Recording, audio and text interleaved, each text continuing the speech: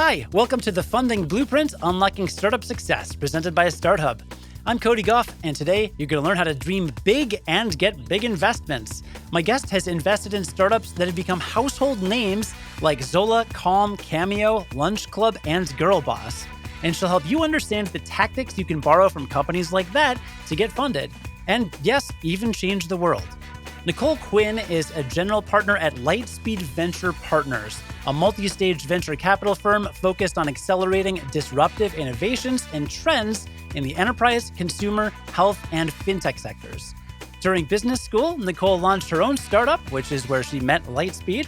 She's been an angel investor in healthcare and consumer companies. She spent nearly a decade in Morgan Stanley covering European and US e-commerce, retail, and consumer companies. And now she's focused on early-stage consumer, internet, and fintech companies. Nicole is based in San Francisco.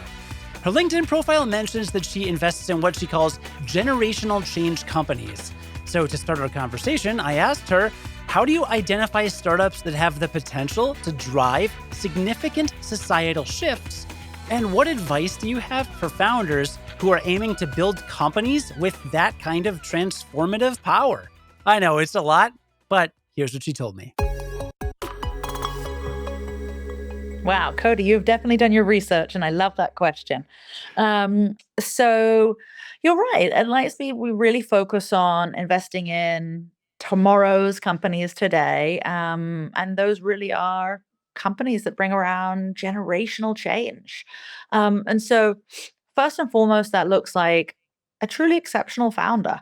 And exceptional founders don't always look the same for every single sector. I have to say, like, if you think about like the great social media founders, like Evan Spiegel at Snapchat and Mark Zuckerberg at Facebook, they were students. They didn't have experience, but they deeply, deeply understood the pain point of the customer because they were the user themselves. And then you compare that to great fintech companies like Max Levchin from Affirm, like he was a CTO previously, great experience at PayPal. But the real commonality that we found is that these folks have huge visions. And so often revisionist history and folks will go back and say, oh, yes, I knew I was going to build the company that I was building today. And that isn't always necessarily true. There are many pivots along the way. And we like to say at Lightspeed, like nothing ever goes straight up and to the right. But at Lightspeed, we are that really long-term partner that's going to be with you through like the zigs and zags along the way, up to the eventual right. But hey, listen, there's a lot of zags. And so we love to invest in those founders who just want to run through walls and have just insatiable curiosity and a learner's and doer's mindset. That is very important to us. And I invest across everything in consumer. I would say even including consumer SaaS products, prosumer, as well as health tech and everything AI, and marketplaces, commerce tools, consumer fintech, and everything else in between. So you mentioned zigs and zags, but a company's got to start somewhere, right? So could you give me one or two examples of a startup in your portfolio, some successful company you've worked with, that did a really great job of showcasing their potential when they approached you for an investment round? And what was successful in their approach? Yeah, of course. So we invested in the seed round of Multiverse. Now, Multiverse is a really special company that's saying to folks, listen, university is a great path for many people, but not for everybody. Some people want to start working at a young age and they want to do apprenticeships, which, by the way, is a really popular concept in England.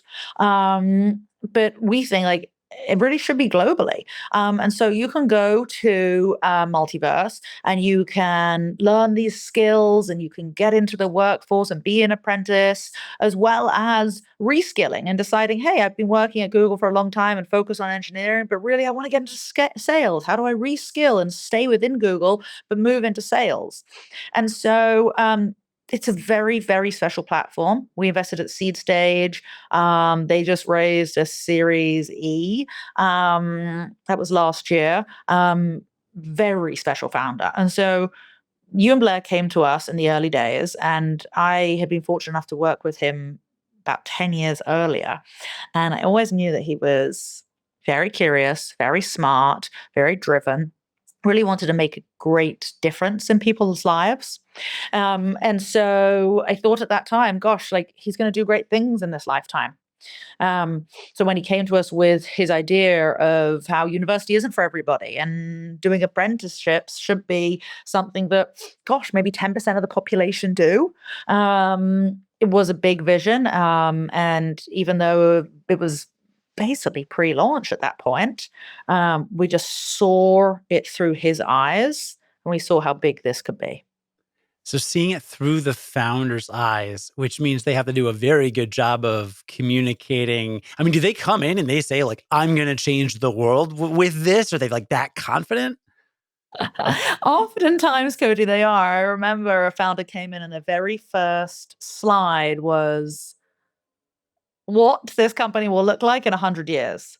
And by the way, this company is doing exceptionally well and will probably IPO when the market opens up again. And so the founder's like, this is my 100-year plan. This company is going to live longer than me, and here's why.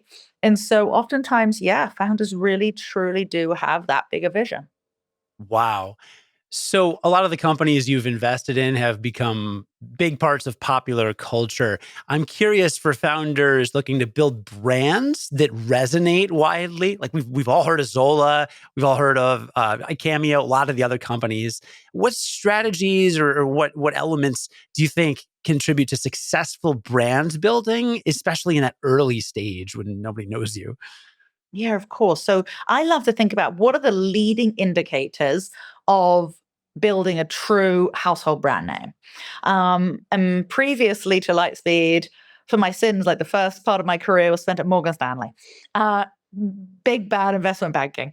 But it wasn't so bad because I got to cover the internet names. And so Groupon, Facebook, Pandora, doing those IPOs made me think about these are true household brand names. And what did it take to get there? So, investing earlier where we do, what are those leading indicators of a true brand being built?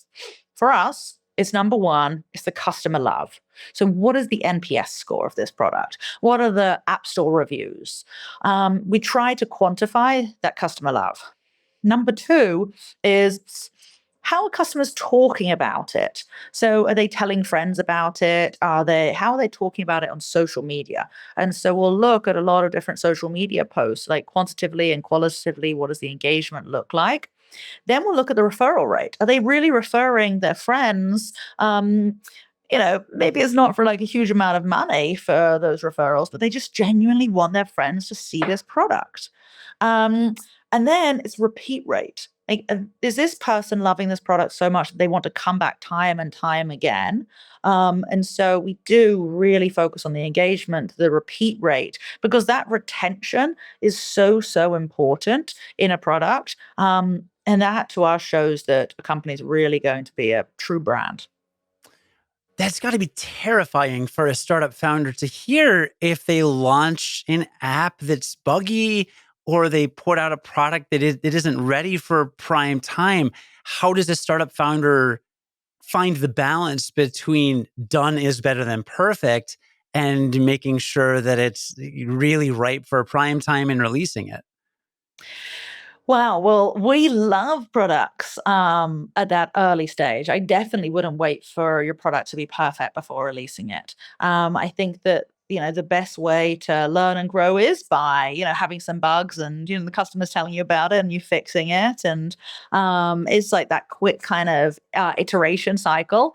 And so if a founder does have that growth mindset, they won't see a problem as something that is disheartening. It's more, wow, okay, I'm really glad to hear about that problem. That is just going to make my product stronger. I'm going to take that feedback. I'm going to iterate on it. I'm going to rebuild that part of the app and make it even better for the next cohort of users who are going to come in and enjoy it. And so don't wait until your product is perfect. Really try and get out there, get something out, get the customer feedback and love, and hey, listen, like you don't want people to be a bunch of like 7 out of 10s on your product. Like some people are going to be ones and really not like it, but others are going to be tens. And those people who are going to be tens are going to tell the world about it because they truly love your product. That's what you want. Makes sense. I've got a friend that launched a product. He's not looking for investors. Don't worry. I'm not going to pitch you. Um, but he did launch a product and it is imperfect. It has some issues. So if he went to you and he said, I'd like an investment, come, check it out. If you search for it on Reddit, you'd probably find a couple threads where people say, well, there's got this bug, this bug. That customer love isn't going to be there, right? And it's not going to have a great, not a great like review type score. As an investor, how do you qualitatively look at that so that you kind of there's got to be a difference between certain types of shortcomings and other certain types of shortcomings, right? The stuff maybe you can fix and the stuff you can't fix. So what kind of analysis goes into that sentiment on your end, really like drilling down into what people are saying specifically? Yeah, at Lightspeed, we really do spend a lot of time deeply analyzing these companies. So we won't just purely look at the App Store review. Yes, we'll look at that, but then we'll go a layer deeper, a layer deeper. Sort of like, when you ask like 7 whys, then you eventually get to the answer. Like, I love that idea. And so that's how we think about our diligence. It's like we've got to go a layer deeper on the diligence. And so that's what we do when we're looking at apps or any business. We really will think about, okay, well, why is there a 1-star review? What are they saying about the product? Is this something that is fundamentally flawed about the product or about the vision? Is this something that can be fixed and will be fixed? And again, like, I wouldn't worry so much if there were 1s out of 5s because that means the person really has an issue with it, so much so that they've taken the time to write the review and it's a negative review. But it's like, hey, often what their negative reviews are things like, I really like this product, but I'm really frustrated because it just crashed on me or it keeps crashing. And it's like, okay, but you want to use it. You're frustrated that it's crashing because you really are loving the experience so much. Well, that's great. Like, raise some venture funding so that we can put more engineering resources into this app and then it won't crash. And so that's why it's so important to just, keep going a layer deeper. And then equally, when we're looking at companies, okay, folks will say our engagement's this, our retention's this, but those are honestly like vanity metrics sometimes. We need to understand, how do you define engagement? How do you define retention? Like, does retention just mean they've opened up the app on this day? Or, have they really been doing something active in the app, like posting content that day? Folks always define it differently. So it's our job to really understand what you're saying and how you define it, and then look at the different cohorts of customers and see how those improve or otherwise over time. And yeah, that's where we get really excited when we see improving cohorts. I love that. And a pro tip for consumers of anything, same with reading reviews. Like I've looked at modems and routers online, and I'll see a bunch of really bad reviews, and I go, all right, what are they saying? And it turns out it looks like the reviews are written by people that don't know how to plug two cables in together, like just not very tech savvy people, right? If it's a more advanced piece of equipment. So always read the reviews. Don't just look at those star ratings. So I want to turn to your background in e-commerce and fintech. You've mentioned some exciting technologies like AI before. What unique insights do you have to share for founders in the fintech space? Specifically, are there trends or opportunities that you see emerging? And how can early stage fintech startups position themselves for success amid that environment? Yes. We have invested in a lot of, I would say, great fintech companies over the years, and fintech is now a separate practice at Lightspeed. We really believe in this. My partner, Mercedes Bent, she does a lot on the consumer fintech side. Justin Overdorf, who was previously head of corp dev and business development at Stripe, he does a lot on the fintech side, more B2B. And then I also, I love fintech. I actually used to work at a fintech company called Nutmeg, which sold for $1 billion in Europe. Definitely wasn't straight up and to the right. There were many zigs and zags along that way. Really brilliant founder. And so that company just taught me a lot about wealth management and what we really look for in fintech companies. And so when we then met a company called Lightyear, which think of it as like Europe's equivalent of Europe's equivalent of Robinhood. Um, that company, first of all, we met the two co-founders, the CTO and the CEO, and they were two very senior executives at Wise, TransferWise. And so they built, a $10+ billion business there. And they had this really terrific insight around, hey, if you want to invest in stocks, why do you have to pay for all the different exchange fees? If you live in England where you want to buy some Spanish stocks or some German stocks. So they really started by just making that free. And so, yeah, it hit our margins, but it just meant that it was a really terrific consumer product. And so they've built an incredible business across 22 different European countries, just such exceptional founders. The company has been growing more than 10x the last 2 years. And we're really excited about that space. So I love the idea of trading. I love the idea of investing, especially in this environment where you can get, a 4 or 5% interest rate, saving your money in there. So I highly recommend everybody use Lightyear, spelled phonetically. Yeah, please let us know if you have any great fintech ideas. We're always looking at the intersection of AI and fintech. I would actually say AI and everything. So let's come back to that. Sure. Well, before we go to the AI part, you mentioned they made it free for people, right? I'd imagine startups can pretty easily attract an audience if their product is free, right? But they also have to make money. So, what creative, innovative way did they have to make money? Yes. So it's interesting because they have just operated in such an efficient way that they have kept their operational costs so low that they really can just keep passing it back to the customer in terms of free or next to free. And yes, they can make some money, like a little bit of a spread on the interest rates, or they can make a little bit of a spread on the transaction costs. And so you can keep, say, the exchange rates for free and monetize elsewhere in the financial stack. But overall, even if you look at, where they are monetizing, they are just, keeping that small because they just operationally run such an efficient business and they're not just plowing a lot of money into marketing, for example. They're just not spending there because they want to, again, like pass that back to the customer. And so it really is, better, faster, cheaper as a product. And we're, really excited to be doing that. And are they able to do that without like crushing their teams? Because some startups do that and it becomes unsustainable, becomes unhealthy. It's not great.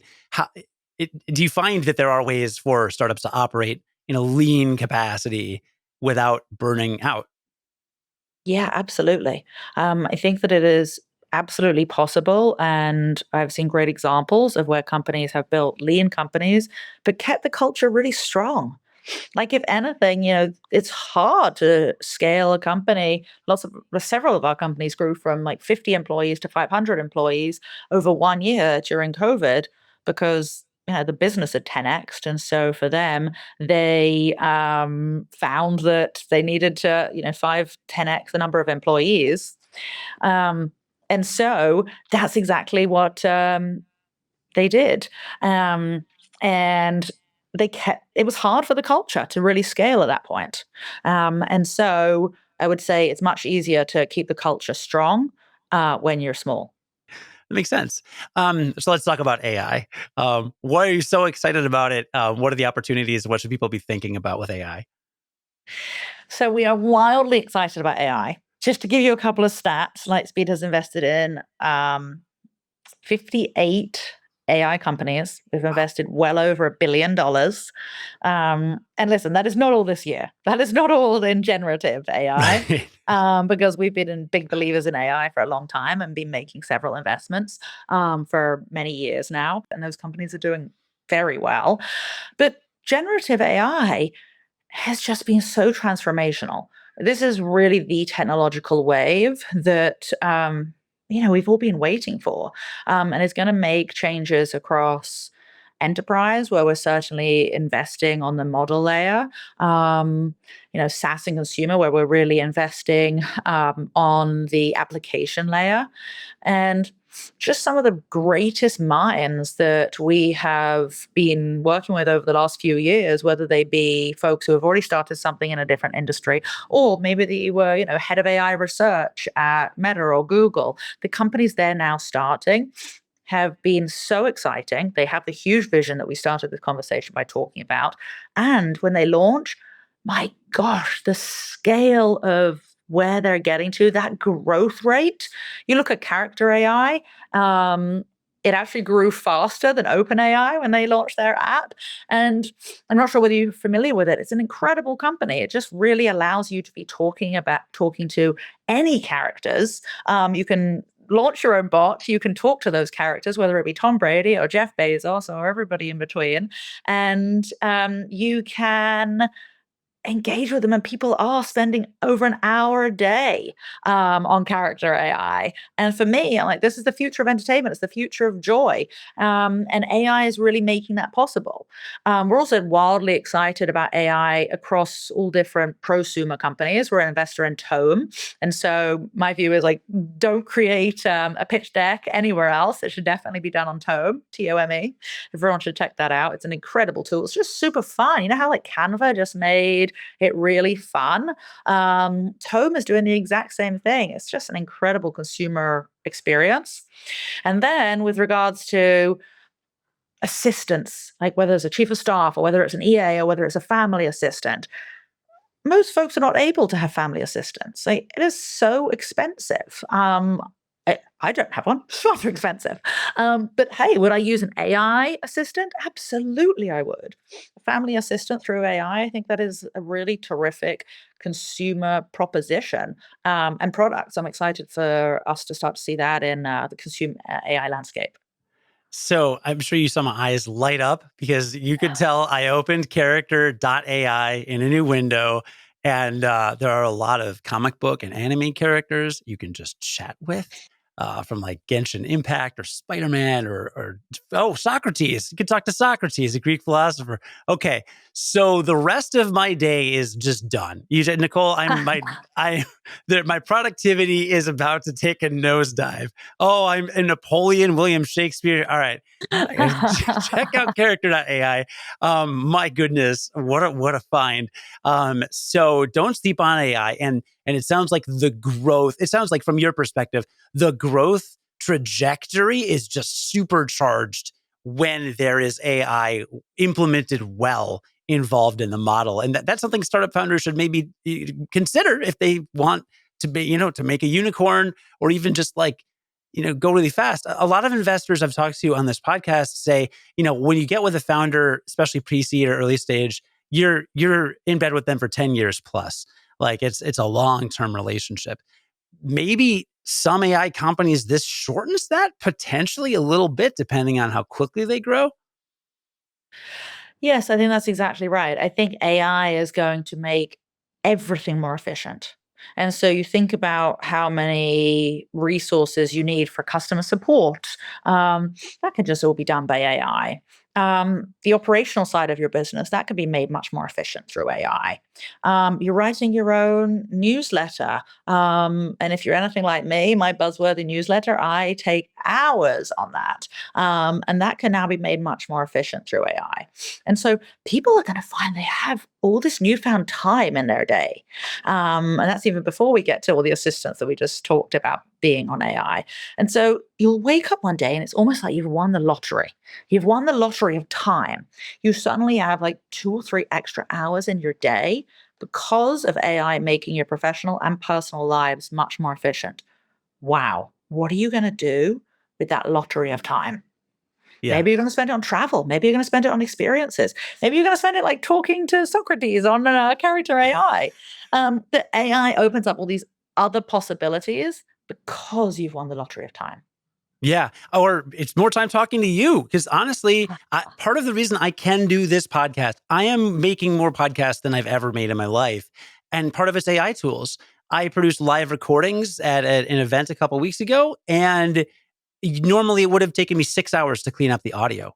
And I ran it through like one AI filter, and 7 minutes later, it's pretty resource heavy, but once it got done processing, it sounded studio quality. You're recording this on your phone right now, and the listener hopefully won't have any idea because I'm going to run you through some AI algorithms. It's going to sound like you're in a radio studio, and everybody wins there. So I agree with you. I love that point of view that you have on that. So I know we're almost out of time. I really appreciate this conversation. You have a new newsletter. First of all, you can learn more about Lightspeed Venture Partners at lsvp.com, but you also have a new newsletter called Buzzworthy on Beehive. That's Beehiiv.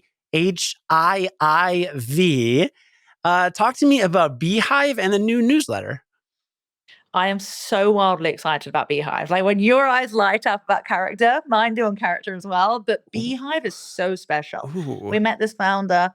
He was profitable, growing incredibly quickly, didn't need to raise. And we just really built like an authentic relationship with him. And I think like we're his biggest believers. I actually always say like work for the person who is your biggest believer. Like have that as your boss. Like add the board member who is your biggest believer. Also marry your biggest believer. Like you want to spend time with the people in this world who are your biggest believers. And that is definitely where I am on Beehive. I think that the founder, Tyler, is exceptional. And it is a terrific product. So for anyone listening, I truly believe everybody should have a newsletter. Every individual, every company, every brand. Cody, you definitely should be on there. And so it's just an incredible way to be able to, promote your podcast, talk about the things that you love on there.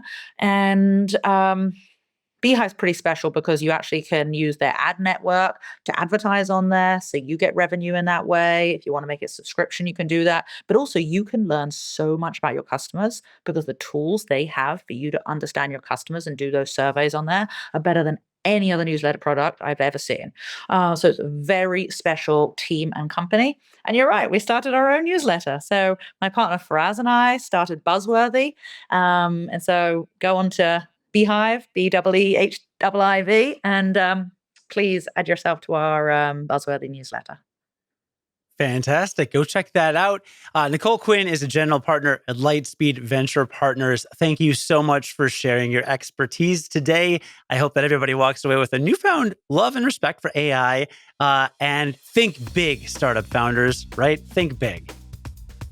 Thank you, Cody, so much for having me today. Great conversation. I hope my conversation with Nicole inspired you to dream big. And remember that a product doesn't have to be perfect. You just have to have customers who love it. It's kind of like being a fan of the WWE. No matter how poorly they book Cody Rhodes, you just know that fans are going to keep coming back and sell out WrestleMania. I know, a very relatable anecdote to end the show. Anyway, the Funding Blueprint Unlocking Startup Success is produced by me, Cody Goff, with audio and video editing by Sean Patel.